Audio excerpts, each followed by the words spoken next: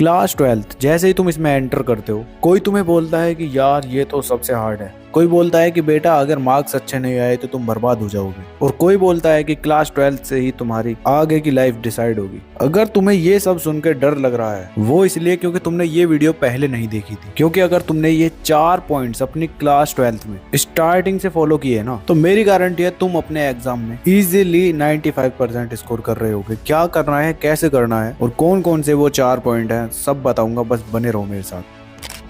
So hi everyone, this is Mukul Bhardwaj और आज की वीडियो में हम बात कर रहे होंगे क्लास 12th की स्टार्टिंग कैसे करनी है, जिससे कि ये जो बोर्ड एग्जाम का हमारे चारों तरफ हवा बना रखा है ना, उसको एकदम खत्म कर दिया जाए। तो यार मैं तुम्हारे बड़े भाई जैसा हूँ। जो तुम्हें मैं इस वीडियो में बताऊंगा ना, उसको तुम्हें बस अच्छे से फॉलो करना है। तुम्हें पूरा साल कोई प्रॉब्लम नहीं होने वाली है। तो चलो फिर स्टार्टिंग करते हैं अपने पॉइंट नंबर 1 से, जो कि है तुम्हारा माइंड सेट रिसेट। तो इसके अंदर यार तुम्हारा अगर 11th क्लास बिल्कुल खराब गया है ना, अच्छे से तुम स्टडी नहीं कर पाए थे, तो पुरानी बातों को भूल जाओ।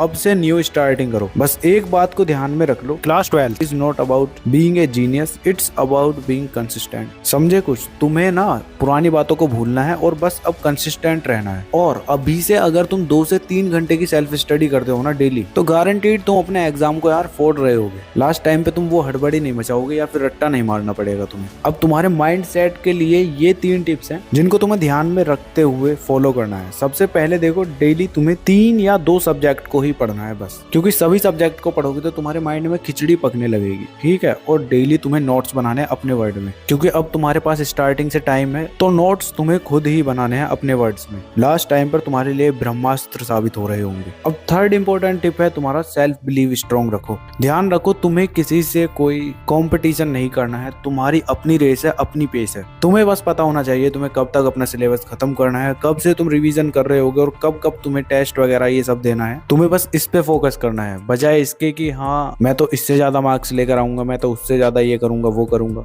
समझे? खुद से खुद का कंपटीशन करना है। कल कितना पढ़ा था उससे ज्यादा आज पढ़ूंगा बस। तो पॉइंट नंबर 1 में तुम्हारा इतना ही था। इसके बाद सेकंड पॉइंट है हाउ टू स्टार्ट क्लास 12। तो इसके अंदर तुम्हारे 3 स्टेप्स हैं, जिसमें तुम्हें बस इन तीनों को ही फॉलो करना है। तो देखो, सबसे पहले तुम्हें अपने बेसिक्स को क्लियर करना है। बेसिक क्लियर करने के लिए तुम्हारा एनसीईआरटी इनफ है। तो स्टेप 1 तुम्हारा वही है कि एनसीईआरटी को बेस बनाओ। ठीक है? हर सब्जेक्ट का सिलेबस एनसीईआरटी इंडेक्स से समझो और उनको 3 पार्ट में डिवाइड कर लो।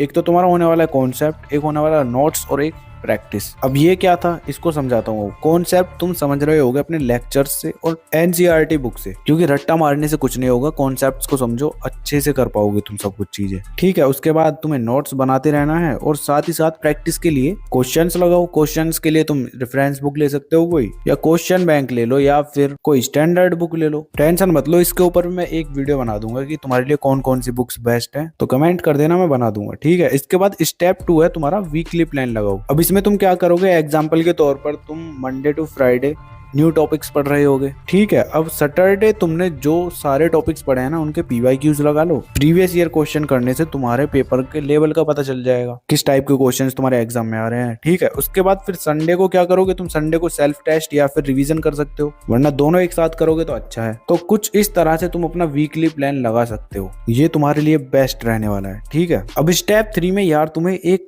मिस्टेक नोटबुक भी बना लेनी है, जिसमें तुम अपनी गलतियां लिखोगे, जैसे फॉर्मूला, प्रेजेंटेशन और सिली मिस्टेक्स। और साथ ही साथ जो क्वेश्चंस तुमसे नहीं बनते उनको तुम इसके अंदर लिख रहे होगे। बस बात इतनी है कि ये नोटबुक तुम्हारी मिस्टेक्स को इम्प्रूव करा रही होगी। अब आता है तुम्हारा थर्ड पॉइंट, जो कि रियल टेक्निक्स फॉर एग्जाम्स। अब तक तो तुम कॉन्सेप्ट्स को समझ रहे थे, नोट्स बना रहे थे और अपनी मिस्टेक्स को इम्प्रूव कर रहे थे। थर्ड पॉइंट तुम्हारा ये रहने वाला है कि तुम्हें अपने मार्क्स कैसे इंक्रीज करने हैं, उसके ऊपर तुम्हारा ये पॉइंट बनाया गया है। तो यार इसमें भी तुम्हारी 3 ही टेक्निक्स हैं जो तुम्हें फॉलो करनी है। टेक्निक नंबर 1 है द पावर ऑफ राइटिंग। अब राइटिंग ये तुम्हारे एग्जाम के लिए सबसे ज्यादा मैटर करती है, क्योंकि बोर्ड एग्जाम तुम्हारा रिटन होगा, ना कि बोलने वाला।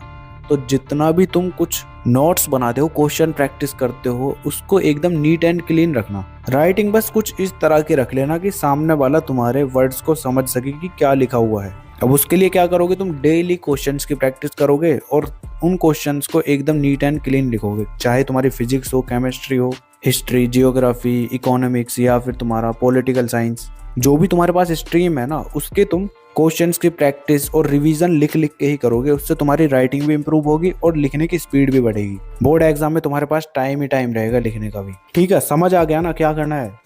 पहली टेक्निक में तुम अपनी राइटिंग को इम्प्रूव करोगे। इसके बाद टेक्निक नंबर 2 है तुम्हारा PYQ is equal to cheat code. इसके अंदर क्या करना है तुम्हें, लास्ट 5 इयर्स के बोर्ड एग्जाम के पेपर उठा लो या फिर कोई PYQ बुक ले लो और उसमें चेक करो कि बार बार किस टॉपिक से क्वेश्चंस रिपीट हो रहे हैं। जिस टॉपिक से तुम्हारे क्वेश्चंस रिपीट हो रहे हैं वो टॉपिक्स तुम्हारे लिए इंपॉर्टेंट है। बोर्ड एग्जाम में इस बार भी चांसेस है कि हाँ पेपर इन्हीं से आ सकता है और उससे तुम्हें पेपर का पैटर्न भी समझ आ जाएगा। अब तुम ही सोचो, अगर तुम्हें टीचर बना दिया जाए, क्या तुम बार बार नए नए क्वेश्चंस दोगे बच्चों को करने के लिए? कहाँ से नए नए क्वेश्चंस बना के लाओगे ये बताओ। अब तुम्हारा माइंडसेट क्या होगा कि तुम वही जो लास्ट ईयर क्वेश्चंस दिए थे ना उन्हीं को दे दोगे, बस थोड़ी बहुत लैंग्वेज चेंज कर दोगे। इससे तुम्हारा टाइम भी सेव होगा और बच्चों का भी थोड़ा बहुत पेपर सही चला जाएगा।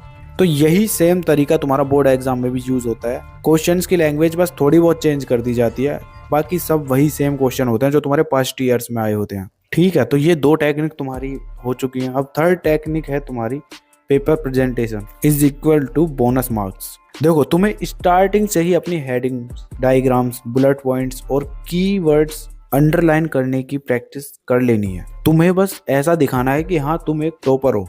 जो तुम्हारी पेपर प्रेजेंटेशन रहेगी ना वो एक टॉपर की तरह दिखनी चाहिए।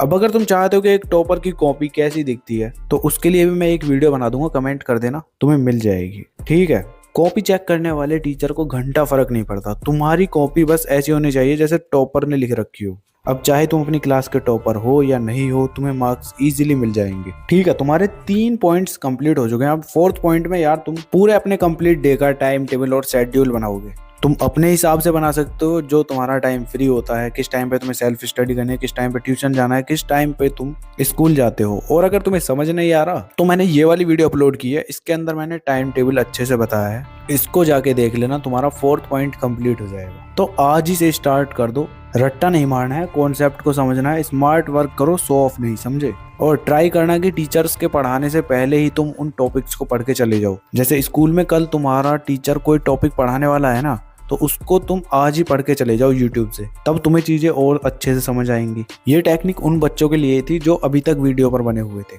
बाकी अगर अब तुम तैयार हो ना क्लास 12th स्टार्टिंग करने के लिए तो कमेंट कर दो आई एम रेडी भैया, और लग जाओ अब से काम पे। ध्यान रखना, तुम अपने पेरेंट्स के लिए नहीं, अपनी मार्कशीट के लिए नहीं, अपने फ्यूचर के लिए पढ़ रहे हो और अपने लिए पढ़ रहे हो। दूसरों की जिम्मेदारियों का बोझ लेकर नहीं भागना है। अगर बस्ता ज्यादा भारी रहेगा ना, मतलब एक्सपेक्टेशंस का बैग, तो तुम कहाँ तक भाग लोगे बताओ। तो ध्यान रखना, एकदम चिल रहना है, कोई लोड नहीं लेना है, ना कोई स्ट्रेस लेना है, बस आराम से धीरे धीरे पढ़ते रहना है बस। बाकी कोई प्रॉब्लम होती है तो मैं हूं ना, मुझे बताओ, मैं ट्राई करूंगा सॉल्व करने की। तो चलो फिर मिलते हैं नेक्स्ट वीडियो में, तब तक के लिए keep learning, keep studying and keep smiling.